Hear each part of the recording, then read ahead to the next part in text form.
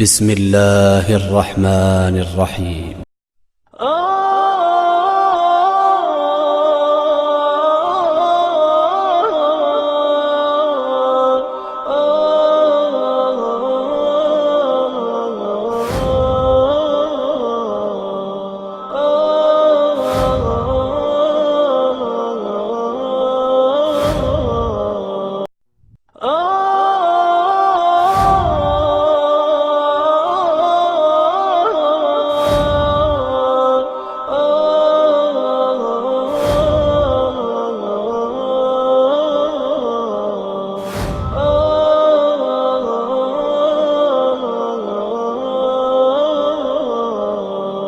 اس کے بعد میں دعوت سخن دیتا ہوں فضیلت الشیخ ڈاکٹر کلیم اللہ عمری مدنی حفظہ اللہ. ان کا عنوان ہے کیا نکاح کا کھانا حرام ہے؟ بسم اللہ الرحمن الرحیم. نحمدہ ونصلی علی رسولہ الکریم وبعد. فاعوذ باللہ من الشیطان الرجیم. بسم اللہ الرحمن الرحیم. ولا تقولوا لما تصف ألسنتكم الكذب هذا حلال وهذا حرام لتفتروا على الله الكذب إن الذين يفترون على الله الكذب لا يفلحون. قال النبي صلى الله عليه وسلم النكاح من سنتي. وقال صلى الله عليه وسلم فمن رغب عن سنتي فليس مني.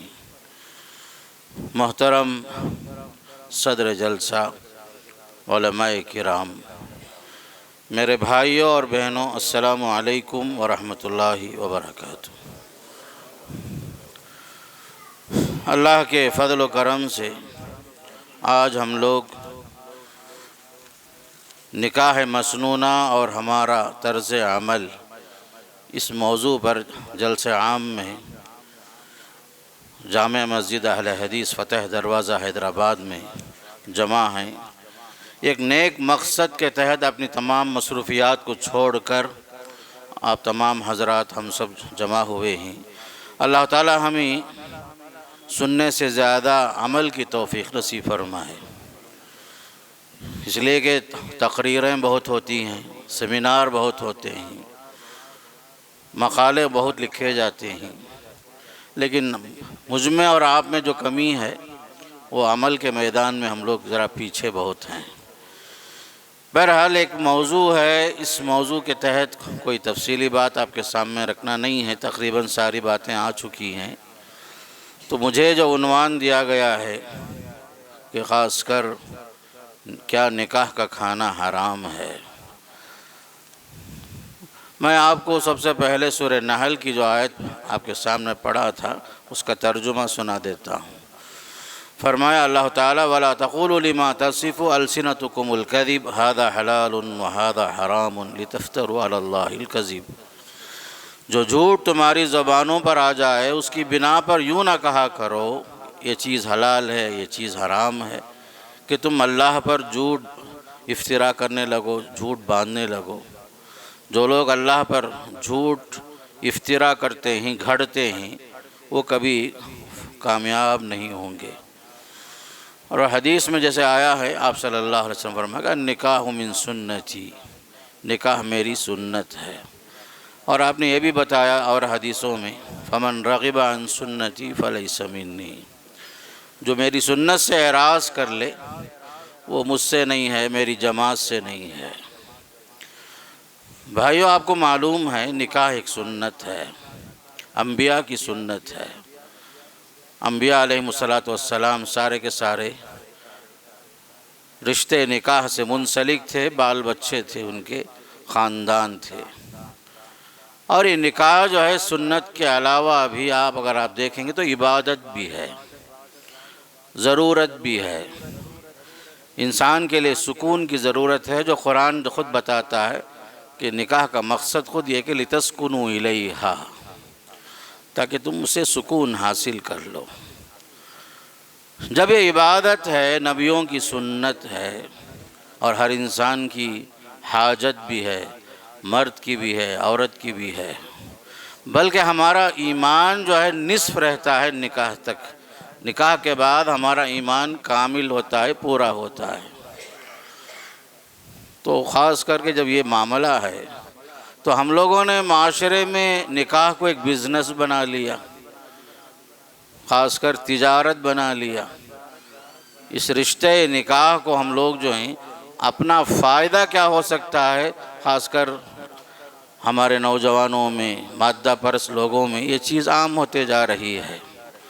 تو ضرورت ہے خاص کر اس موضوع کی کہ ہم سمجھیں نکاح کے مقاصد کیا، نکاح کی ضرورت کیا اور اس کے احکامات کیا، جیسے ہمارے علماء نے تفصیل سے بتایا، جزاہم اللہ خیرہ، اور بھی آپ سنیں گے۔ تو مجھے اس سلسلے میں آپ کو یہ بتانا ہے کہ خاص کر اب جو دعوت کا مسئلہ آتا ہے تو کیا اس کا نام فوراً حرام بول دینا ہے؟ تو میرے بھائیوں یاد رکھو، ہر چیز کا ایک اصول ہے شریعت میں، علماء اصول ہیں، یقیناً قرآن میں احکامات ہیں، حدیث میں احکامات ہیں، سلف کے اعمال ہیں، سب کچھ ہے، لیکن ہر چیز کا اصول ہے، ضابطہ ہے۔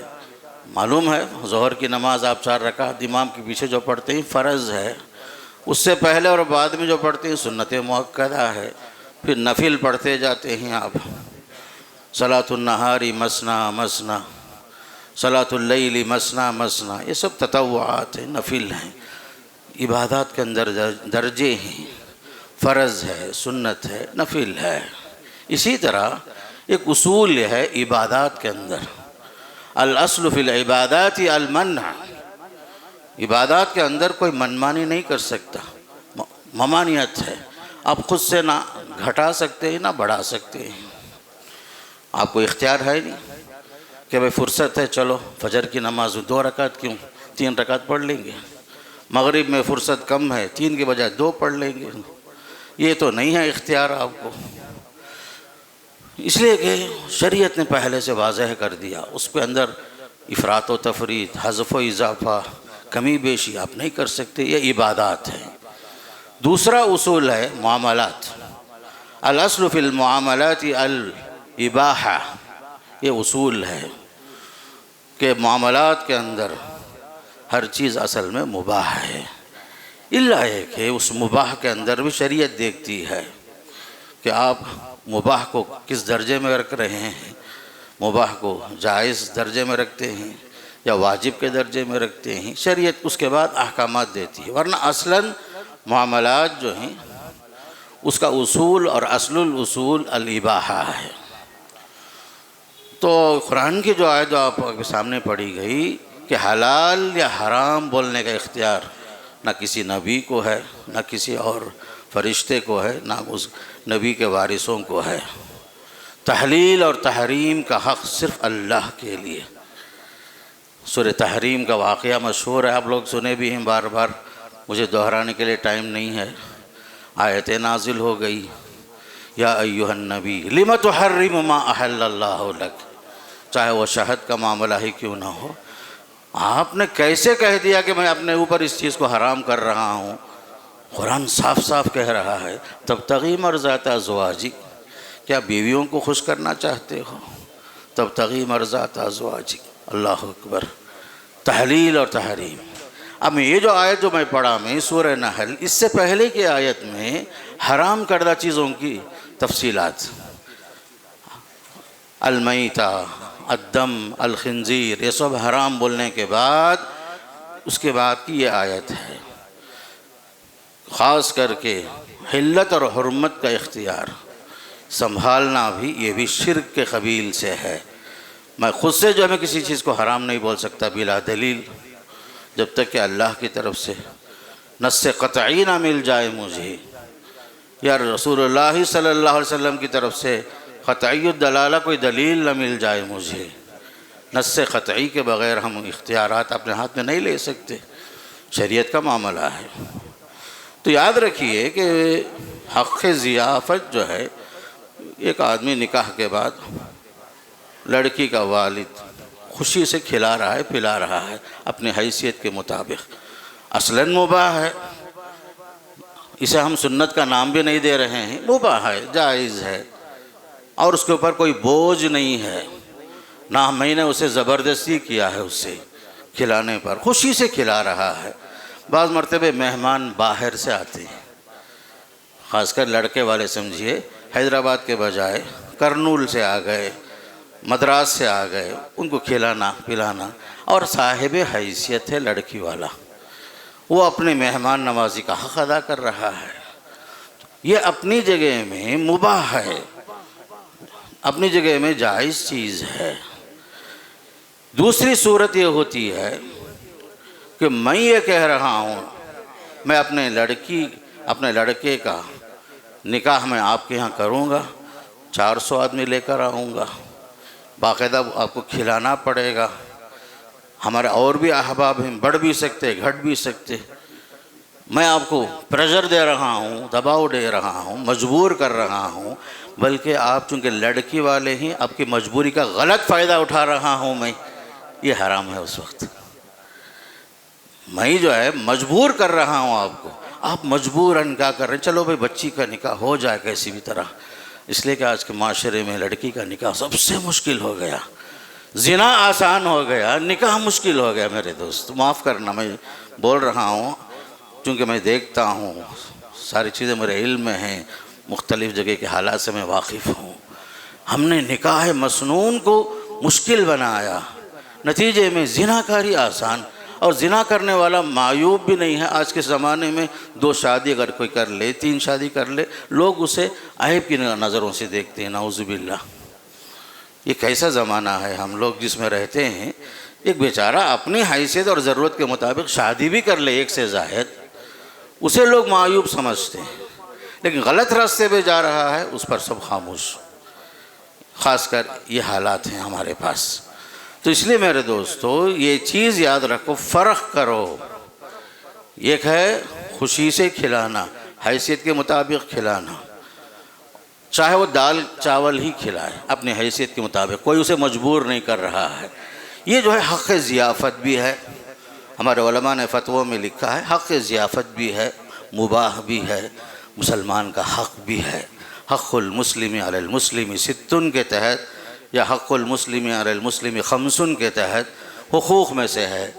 خاص کر مہمان آ گیا، اسے کھلا رہے ہیں آپ، مہمان کی تکریم کر رہے ہیں آپ اپنے حیثیت کے مطابق، بلکہ آپ اس کی دعوت میں شریک ہو رہے ہیں، یہ بھی مباح ہے۔ اذا دعاک فاجب، جو مسلمان آپ کو بلایا آپ کو اس کی دعوت میں شریک ہوئے، یہ آپ کا حق بنتا ہے۔ بلکہ شریعت ہمیں کہتی ہے مہمان کی عزت کرو، من کان یؤمن باللہ والیوم الآخر فلیکرم ضیفہ، اکرام ضیف کے تحت، مہمان نوازی کے قبیل سے، صاحب حیثیت، یا جو ہے اپنے حیثیت کے مطابق مخروض ہوئے بغیر بخوشی کھلا رہا ہے پلا رہا ہے، اسے ہم حرام تو نہیں بول سکتے، مباح ہے، اپنی جگہ جائز ہے۔ دوسری صورت جو ہوگی زبردستی کرنا، ہم جو ہے باقاعدہ لے کر آئیں گے اپنے لوگوں کو، باقاعدہ جو ہے ہمارے بارات، ہمارے پاس وہ سسٹم کم ہے لیکن نارتھ انڈیا میں زیادہ ہے بارات کا سسٹم، باقاعدہ ان کو رات کا کھانا، صبح کا ناشتہ، پھر دوپہر مستقل کھلانا پلانا، اور ان کے ڈیمانڈز بھی ہوتے ہیں، نعوذ باللہ من ذالک۔ تو یہ سب جو ہے زبردستی کرنا، شریعت نے اس کی اجازت نہیں، بلکہ ہم اسے کھل کر بول سکتے ہیں یہ حرام ہے، کسی کی مجبوری کا فائدہ اٹھانا۔ کئی لڑکی کے والدوں کو ہم جانتے ہیں بیچارے گھر بیچ کر کے، لڑکی کا گھر آباد ہو جائے اس نیت سے لڑکی کا باپ اپنا گھر برباد کر لیتا ہے، گھر بیچ کر کے کھلاتا بھی ہے۔ یہ تو جائز نہیں ہے کہ ہم مجبور ہو جائیں، کسی کی مجبوری کا غلط فائدہ اٹھانا یہ جائز نہیں شریعت میں، بلکہ شریعت کا اصول یہ بھی ہے ایذاء مسلم بلا سبب حرام ہے، ایذاء مسلم بلا سبب حرام ہے۔ مثال دیتا ہوں قرآن کی آیت کی روشنی میں، والذین یؤذون المؤمنین والمؤمنات بغیر ما اکتسبوا فقد احتملوا بہتانا واثما مبینا۔ ایمان والے مردوں کو، ایمان والی عورتوں کو بغیر کسی جرم کے ستانا، تکلیف دینا جائز ہی نہیں ہے، صاف گناہ کا کام ہے، قرآن کہتا ہے۔ مثال کے طور پر دیکھیں کوئی طواف کر رہا ہے، محض آپ کو خواہش ہے حجر اسود کو بوسہ دینا، محض آپ ایک سنت ادا کرنے کے لیے کئی لوگوں کو دھکا دے کر اپنی پوری قوت کا مظاہرہ کر کے آپ جو حجر اسود تک پہنچنے کی کوشش کرتے ہیں، کئی لوگ آپ کے قدم کے نیچے گر جاتے بیچارے۔ حرام ہے ایک سنت کے لیے ایک حرام کا ارتکاب کرنا۔ تو خاص کر کے بیچارہ جو ہے حق ضیافت کے لیے جو ہے اگر وہ مجبور ہو گیا، مجبور کیا گیا، ورنہ بچیوں کا رشتہ نہیں ہوتا ہمارے معاشرے میں۔ کہاں ہیں ایسے نوجوان جو آگے بڑھ کر آئیں، غریب لڑکیوں کی شادیاں بغیر کسی اس کے فوراً شادی کر دیں۔ وہ زمانہ تھا سعید بن مسیب رضی اللہ عنہ اپنے شاگرد کو دیکھتے ہیں، چند دن غائب تھے، بعد میں جب معلوم ہوا کہ جو ان کی بیوی کا انتقال ہوا تھا، پریشان تھے۔ انہوں نے پوچھا اپنے شاگرد سے تمہارے پاس کیا ہے؟ صرف 2 درہم 3 درہم۔ تو حضرت سعید نے اپنی بچی کا نکاح جو ان سے شادی ان کا نکاح کرا دیا وہ 2-3 درہم کے اندر، بلکہ جو ہے عشاء کے بعد خاموشی کے ساتھ جا کر کے اپنے بیٹی کو رخصت کر کے ان کے گھر تک پہنچا کر آ بھی گئے۔ سعید بن مسیب سید التابعین، مدینہ کے فقہاء میں سے رئیس التابعین، وہ زمانہ ایسا تھا۔ بھائی ہے کوئی باپ اپنے بچی کا نکاح ایسا کرائے اپنے شاگردوں سے، اپنے دوست کے بچوں سے، اور آگے بڑھ کے پوچھے میں آپ کو اپنی بچی سے نکاح کرا دینا چاہتا ہوں؟ دنیا اسے عیب کی نظروں سے دیکھتی ہے ہمارے پاس۔ یہ سب حالات ہیں۔ اس طرح کسی کو مجبور کرنا خاص کر ہمارے زمانے میں، اور اس کی مجبوری کا فائدہ اٹھانا، شریعت نے اس کی اجازت نہیں دی ہے میرے دوستو۔ خاص کر یاد رکھو ایذاء مسلم بلا سبب حرام ہی نہیں ہے، بلکہ اور ایک اس سے بڑھ کر ہم یہ کہیں یا ایھا الذین آمنوا لا تاکلوا اموالکم بینکم بالباطل، اے ایمان والو آپس میں ایک دوسرے کا مال ناجائز طریقے سے نہ کھاؤ۔ محض نکاح کے خرچے کے نام سے بیچارہ مقروض ہو جائے لڑکی کا بعد، گھر بیچنے پر مجبور ہو۔ لوگوں کے پاس خاص کر رمضان میں دیکھو کئی لوگ آتے ہیں مانگتے ہیں بچی کا نکاح ہے، بچی کا نکاح ہے، بچی کا نکاح ہے۔ پوری دنیا سے زکوٰۃ کی رقم، خیرات کی رقم بیچارہ مانگتے پھرتا ہے۔ پھر ہم لوگ جو ہے اس دعوت میں مطالبے پر مطالبے کریں اور اسے مجبور کر کے کھائیں پئیں، یہ کون سی شریعت ہے؟ ہمارے لیے یہ سب جائز نہیں ہے۔ کسی کو ستائیں، کسی کے حق میں مصیبت بن جائیں ہم لوگ۔ بلکہ اللہ کے رسول صلی اللہ علیہ وسلم نے ایک صحیح حدیث میں بتایا، نہانا عن التکلف للضیف، مہمان کے لیے، بخاری کی روایت ہے، مہمان کے لیے ضیافت میں بھی تکلف کرنا، جیسے ابھی بات چلی اسراف کی، فضول خرچی کی، یہ بھی یاد رکھو۔ بتکلف مہمان نوازی، ایک سے یہ 4 آئٹم، بلکہ جو اس سے بڑھ کر آپ کو معلوم ہے حیدرآباد میں دعوتیں کیسی چلتی ہیں، آپ کو معلوم ہے۔ تو یہ جو تکلف ہے مہمان نوازی کے نام سے، شریعت اسے منع کرتی ہے۔ ہماری شریعت سادگی پر منحصر ہے، کسی کو تکلیف دینے پر منحصر نہیں ہے۔ سادگی ہی سادگی، ہر ایک کی کہ دکھ کو، درد کو، تکلیف کو محسوس کرنا اور ایک دوسرے کے لیے ہاتھ بٹانا، یہ ہمیں شریعت حکم دے رہی ہے۔ تو ہم جو ہے نکاح کو آسان کرنے کے بجائے نکاح کی دعوت پر مجبور کریں، پریشان کریں کسی کو، باقاعدہ کھانے کی فہرست، ہمیں یہ چاہیے وہ چاہیے، نعوذ باللہ۔ آپ کو معلوم ہے انڈیا ہی میں مہاراشٹرا کے اندر ایسے بھی نکاح ہوئے ہیں، نکاح مجلس نکاح کے اندر ہی ضیافت کیا معلوم ہے؟ صرف شربت پر شربت پلا دیا، خاموشی کے ساتھ سب چلے گئے، رخصتی بھی ہو گئی، کوئی تکلیف نہیں۔ میں اکثر کلکتہ جاتے آتے رہتا ہوں، وہاں ہمارے احباب سے میں نے پوچھا یہاں لڑکیوں کے لیے شادی کا مسئلہ کیسا ہے، زیورات کا قصہ۔ مجھے بہت تعجب ہوا، میں کو دل سے دعا نکلی، کہنے لگے کیا عمل سب زیادہ سے زیادہ جو ہے 20 سورن 30 سورن بہت زیادہ ہو گیا، اس سے بڑھ کر نہیں، 20 سورن 30 سورن۔ بلکہ بمبئی کے لوگ بھی بتائے وہاں زیورات کا زیادہ رواج نہیں، لیکن ہمارے ماحول میں دیکھو 1 ہار 2 ہار بنگڑیاں، سونے کی بنگڑیاں۔ ہمارے گھر کی عورتوں کا حال دیکھو، سب سے پہلے لڑکی دیکھنے کے لیے جاتی ہے ایک عورت ذات، حالانکہ وہ خود بھی ایک زمانے میں انبیاء ہی تھی، دوشیزہ تھی۔ پہلی نظر چہرے سے زیادہ زیور پر، اس کے کپڑے پر، نعوذ باللہ من ذالک الا ماشاء اللہ۔ یہ سب ہمارا معاشرہ جو ہے مادہ پرست ہو گیا ہے. ہمارے بچیوں کا حال کیسے ہوگا؟ ہمارا مسلم معاشرہ جو ہے کیسے ترقی کرے گا؟ ہمارے معاشرے کے اندر جو بربادیاں آئی ہیں، میں کھل کے بول رہا ہوں، ہمارے علماء نے ڈاٹا جمع کیا ہے. نکاح کے مشکل ہونے کی وجہ سے 8 لاکھ مسلم لڑکیاں غیروں کے ساتھ بھاگی ہیں، مرتد ہوئی ہیں، نعوذ باللہ من ذالک. اس کا قصور کس کے اوپر ہے؟ مجھ پر بھی ہے، آپ پر بھی ہے میرے دوستوں. کیوں؟ عمر ہوتے گئی، مناسب رشتہ نہیں آیا بھی تو ڈیمانڈ کے ساتھ آیا. بچیوں کی عمر آگے بڑھتی گئی. نکاح کی دعوت کے نام سے، جوڑے کی رقم کے نام سے. بلکہ ایسے بھی لوگ میں جانتا ہوں، نکاح ہوا، بچی رخصت ہو کر سسرال پہنچی، فوراً جو ہے ڈاؤٹ ہوتا ہے لڑکے والوں کو، زیورات فوراً تولنا شروع کرتے ہیں. مولوی صاحب جو بولے تھے برابر ہے کیا؟ شرم کی چیز میرے دوستو، اللہ سے ڈرو، اللہ سے ڈرو. کیا بزنس کر رہے ہیں ہم لوگ؟ اس لیے میں شروع میں بولا نکاح کو عبادت سمجھو. حدیث میں آتا ہے، اللہ کے نبی علیہ السلام نے فرمایا، ایک آدمی اپنی بیوی سے جائز خواہشات پوری کرتا ہے، اس پر اسے اجر ہے، ثواب ہے.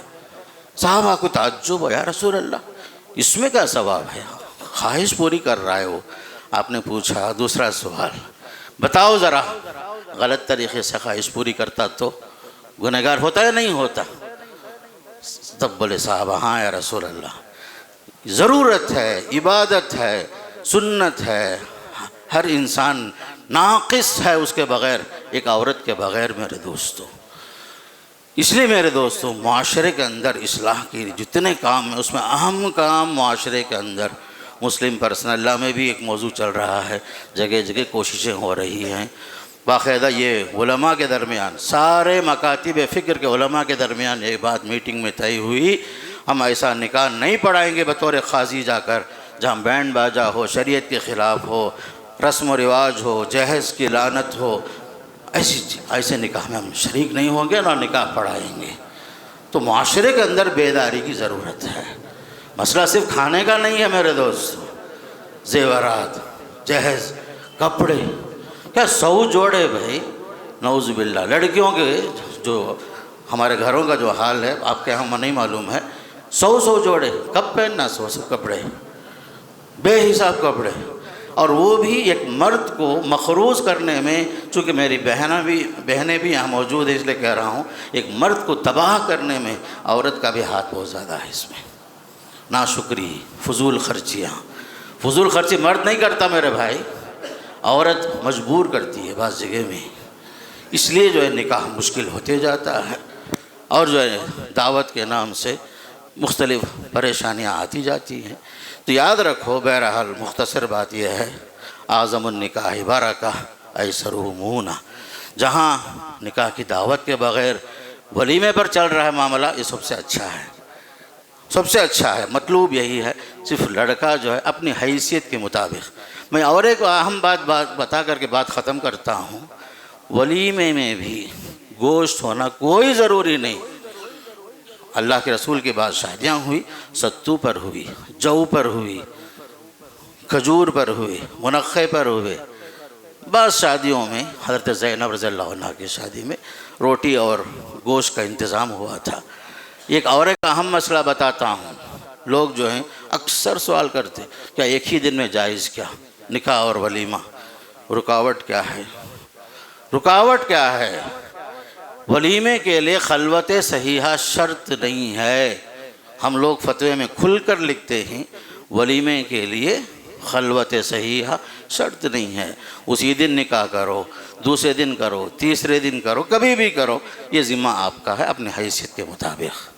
بہرحال جہاں تک ہو سکے مسلم معاشرے کے اندر ہم جیسے لوگوں کی ذمہ داری ہے، علماء کی، عوام کی، سب کی ذمہ داری ہے کہ نبی کی سنتوں کو سامنے رکھو، کسی کو خامخواہ تکلیف نہ دو. اگر کوئی لڑکی کا باپ ہے تو اس کا کوئی مجرم نہیں ہے، وہ اعزاز ہے وہ لڑکی کا باپ. ایک لڑکی جو آپ کے گھر میں آتی ہے، میں بتاتا ہوں اکثر جگہوں میں سب سے بڑی قربانی عورت کی یہی ہے کہ 18 سال 20 سال 22 سال جس گھر میں پلی اسے اس نے الوداع کر دیا ہمیشہ کے لیے. سب رشتے چھوڑ دی، محض آپ کی خاطر آئی۔ نوجوانوں سن لو، اس سے بڑی قربانی نہیں چاہیے، نہ کپڑے، نہ زیورات، نہ کھانے کی دعوت، ہم کچھ بھی نہیں میرے دوستو۔ یہ عورت کی سب سے بڑی قربانی ہے یہ سب چیزیں یاد رکھو۔ وقت کم ہے، میں اپنی بات کو مختصر کرتے ہوئے اللہ سے دعا گو ہوں، پروردگار مجھے بھی اور آپ کو بھی نکاح مسنون کو مسنون طریقے سے ادا کرنے کے اللہ توفیق نصیب فرمائے۔ وصلی اللہ علی نبینا محمد والحمد للہ رب العالمین۔ بسم اللہ الرحمن الرحیم۔ کوئی تقریر نہیں ہے، بس وضاحت ہے ایک چھوٹی چیز کی، ذرا بیٹھ جائیے۔ بسم اللہ والصلاۃ والسلام علی رسول اللہ صلی اللہ علیہ وسلم۔ اللہم صلی علی محمد وعلی آل محمد وبارک وسلم۔ محترم حضرات، موضوع بہت اچھا تھا، صرف عمل کی ضرورت ہے، جیسے بار بار بات آئی، تو میں اپنے موضوع کے ساتھ اور دو باتیں ذہن میں آئی اور عام طور پر پیش آتی ہیں، اس کی وضاحت کر دیتا ہوں۔ ہمارے اکابر علماء موجود ہیں، تو ایک بات یہ ہے کہ عام طور پر نکاح ولیمے کے تعلق سے ہمارے پاس زیادہ ہے اس کا رواج کہ لوگ ولیمے میں بھی آپس میں انڈرسٹینڈنگ کر لیتے ہیں کہ لڑکے والے 50% اور لڑکی والے 50%۔ تو یہ چیز جو ہے دعوت ہو سکتی، ولیمہ نہیں ہے۔ ولیمہ وہ ہے جو دلہا کرتا ہے، اپنے حیثیت کے مطابق کرتا ہے۔ تو ولیمہ جو ہے دونوں کی طرف سے آپس میں تفاہم ہو، دونوں مل کر جو ہے خرچہ برداشت کر لیں، اس کا نام ولیمہ نہیں ہے، یہ عام دعوت ہو جائے گی، اس کا نام ولیمہ یا مسنونہ اسے ہم نہیں بول سکتے۔ ایک بڑا مسئلہ یہ کہ بعض مرتبہ سمجھیے کہ لڑکا جو ہے ولیمہ کرنے تیار ہے، لڑکی والوں پر کوئی بوجھ نہیں ہے، تو لڑکی والوں کو بھی چاہیے کہ بھائی اپنے لوگوں کو بلانے کے معاملے میں کہ چلو بھائی مال مفت دلے بے رحم بول کر کے پورے خاندان، پورے بستی والے، پورے احباب 400 500 سب کو لے کر آ گئے، پھر اس کے بعد جو ہے لڑکے والے پر بوجھ بنا دیے، خرچہ خوب بڑھا دیے، ایسا بھی نہیں ہونا چاہیے۔ عدل رکھیے، انصاف رکھیے، ضروری ہے۔ تو ایک تیسری صورت ہے اس میں ولیمے میں کہ بعض مرتبہ لڑکے والے مطالبہ نہیں کر رہے ہیں کہ آپ ہمارے ساتھ خرچے میں برداشت کر لو، خرچہ اٹھا لو۔ یہ ایک صورت یہ ہوتی ہے، خود لڑکی والے آگے بڑھ کے کہتے ہیں کہ جس طرح آپ کے خاندان ہیں، ہمارے بھی خاندان احباب ہیں، ہم چاہتے ہیں آپ کے مطالبے کے بغیر ہم جو ہے کوئی حصہ ہم جو ہے برداشت کر لیں، میٹھا ہمارے طرف سے، پانی ہمارے طرف سے، یا کچھ شیریں ہمارے طرف سے، کوئی چیز، بلکہ یہ لوگ خود آگے بڑھ کے درخواست کرتے ہیں۔ تو ہم لوگوں نے جامعہ سے فتویٰ دیا ہے، یہ اس طرح کی شراکت لڑکی والوں کی طرف سے مطالبے کی وجہ سے یہ جائز تو ہے۔ اگر یہ لوگ زبردستی کر رہے ہیں تو زبردستی نہیں ہوتی، خود سے جو ہے آگے بڑھ کے لڑکی والے اگر چاہتے ہیں تو یہ چیز الگ ہے، اس کی اجازت ہو سکتی ہے۔ اور ایک اہم مسئلہ اس میں یہ ہوتا ہے کہ ہمارے وانمبڑی میں ایک اچھا رواج ہے، میں آپ کو مجبور نہیں کر رہا ہوں، وہاں لڑکا اور لڑکی دونوں ایک ہی بستی والے ہیں، وانمبڑی والے ہیں، تو لڑکے کے گھر میں لڑکے کے متعلقین ولیمہ وہ اپنے رشتہ دار کے ساتھ وہ ان کے گھر میں وہ کھلا دیتے ہیں، اور لڑکی والے اپنے رشتہ داروں کو اپنے گھر میں الگ سے بنا کے کھلا دیتے ہیں، ایک ہی بستی ہونے کی وجہ سے۔ یہ کسی پر زیادہ بوجھ بھی نہیں ہوتا، کسی کو تکلیف بھی نہیں ہوتی، ایک سسٹم وہ بھی ہے۔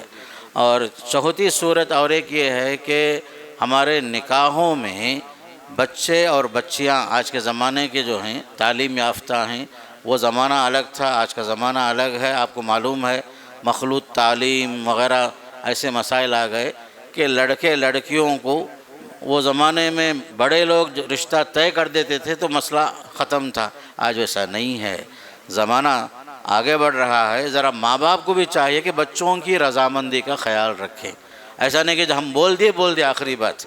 لڑکوں کی رضامندی، لڑکیوں کی رضامندی، ان دونوں کی چونکہ زندگی ان کو گزارنا ہے، اس لیے خاص کر ماں باپ کو بھی چاہیے کہ بچوں کی خواہشات کا خیال رکھیے۔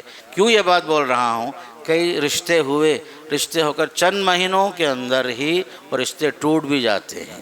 وجہ کیا ہے؟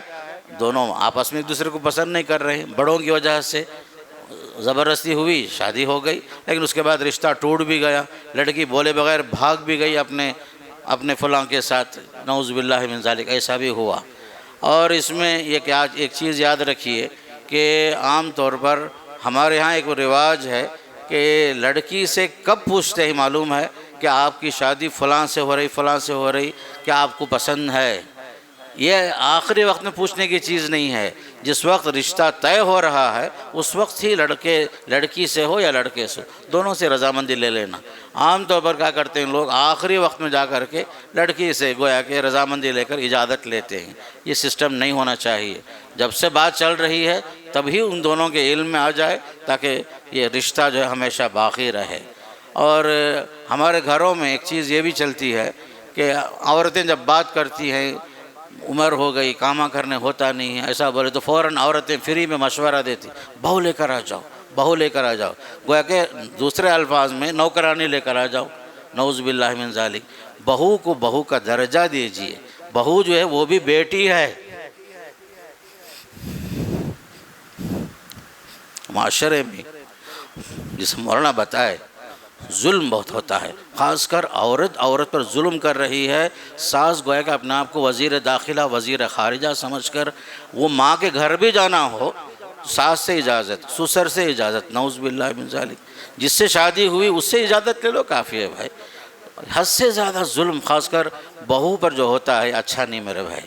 اور ہماری عورتیں، میں پہلے بھی بتا رہا ہوں، آج بھی اور ایک بات بتا رہا ہوں کہ گھر کی عورتیں یہ چاہتی کہ بیٹی جہاں جا رہی ہے راج کرے، رانی بن کر رہے، اچھی چیز ہے، آپ کی خواہش اللہ قبول فرمائے، مبارک ہو۔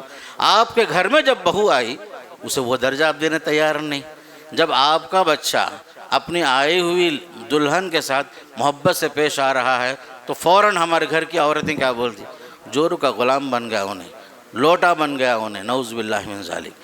وہی جو آپ کی بچی اگر اپنے سسرال میں خوش ہے، لڑکا اچھا دیکھ رہا ہے تو داماد کی تعریف، میرا داماد ہیرا ہے، ہیرا ہے۔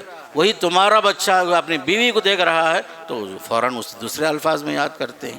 ہماری عورتوں میں دینداری بھی کم ہے، نالج بھی کم ہے، تعلیم بھی کم ہے، اور خاص کر آنے والی بچی کے ساتھ اچھا سلوک نہیں ہوتا۔ شرعی اعتبار سے میں ایک بات بتاتا ہوں، مولانا موجود ہیں، ساس کی خدمت بہو پر واجب نہیں ہے، نہ ساس کی نہ سسر کی، یہ من باب الاحسان ہے۔